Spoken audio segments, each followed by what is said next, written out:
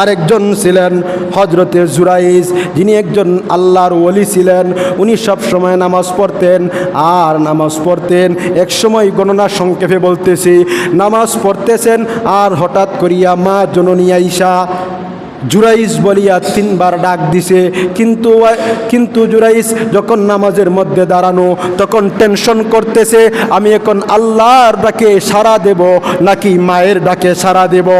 Face আছে না নাই? টেনশনের মধ্যে পড়িয়া উনি মনে মনে ভাবলেন, ঠিক আছে আমি আগে আমার আল্লাহর ইবাদত বন্দেগী করি। তখন মা বেচারা বিরক্ত হইয়া একটা বদদুয়া দিছে, ও জুরাইজ, তুমি আমার সন্তান হয়ে আমার ডাকে যখন সাড়া দেও নাই, মহান আল্লাহ তোমাকে একজন বেশ্যার অপবাদ না দিয়া যেন আল্লাহ তোমার মৃত্যু না ঘটায়।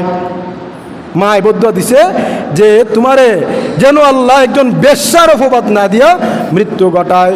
ঘটনাক্রমে বাদশার দ্বারে একটা বেশ্যা নারীকে নেওয়া হয়েছে। সে সন্তান প্রসব করেছে, কিন্তু সন্তানের বাবার কথা সে স্বীকার করতেছে না। বাদশা ওই নারীকে জিজ্ঞাসা করলো, ও পতিতা নারী, তুমি এই সন্তান কার কাছ থেকে নিয়েছ? তখন ওই পতিতা নারী ডাক দিয়া বলে, আমি ওই আশ্রমবাসী জুরাইজের কাছ থেকে এই সন্তান নিয়েছি। বলেন নাউজুবিল্লাহ। বাদশাহ ডাক দিয়া বলে, আমি যাকে ফির বুজুর্গ মনে করতাম তার ভিতরে দেখি শয়তান। কথা ঠিক আছে না? বাদশাহ আশ্রমবাসী ওই জুরাইজকে ডাকাইয়া আনল। আনার পরে বলতেছে, এই মহিলা কি বলে? বলে কি বলে? সে বলে তার সন্তান নাকি, তোমার সন্তান নাকি তার পেটের মধ্যে আসছে, এই যে তোমার সন্তান। তখন জুরাইজ বলে, ওই মহিলাকে আমার সামনে আনো। ওই মহিলাকে সামনে আনার পরে জুরাইজ জিজ্ঞাসা করতেছে, ও মহিলা, এই সন্তান কার?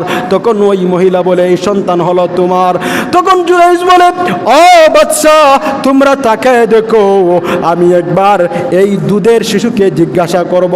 তখন জুরাইজ আল্লাহর ওলি ওই শিশু কুলের বাচ্চাকে জিজ্ঞাসা করলো, ও শিশু বাচ্চা, তুমি সত্যটা প্রকাশ করে দাও, ডাইরেক্ট বলে দাও তো দেখি এই তোমার আসল পিতাকে। তখন ওই গর্ভজাত সন্তান আল্লাহর ওলির হাতের ইশারায়, মুখের ইশারায় বলতে লাগলো, ও বাদশা বিচারক, এই গর্ভের সন্তান আমি জুরাইজের নয়, আমি হলাম ওই যে একটা বিল আছে, ওই যে একটা রাকাল আছে, এই বিলের কাছে একজন রাকাল আছে, ওই রাকালের সন্তান হলাম আমি। বলেন সুবহানাল্লাহ। মায়ের দোয়ায় সন্তানের সম্মান বাড়ে, মায়ের বদদোয়ায় সন্তানের বেজ্জতি হয়। আল্লাহ তাআলা জানায় দিয়েছেন, দুনিয়াতে যদি তুমি সাফল্য অর্জন করতে চাও, দুনিয়াতে যদি তুমি আল্লাহকে পেতে চাও, তাহলে সবার আগে তোমাকে আল্লাহর ইবাদত বন্দেগী করতে হবে। সবাই চিল্লায়া বলেন সুবহানাল্লাহ।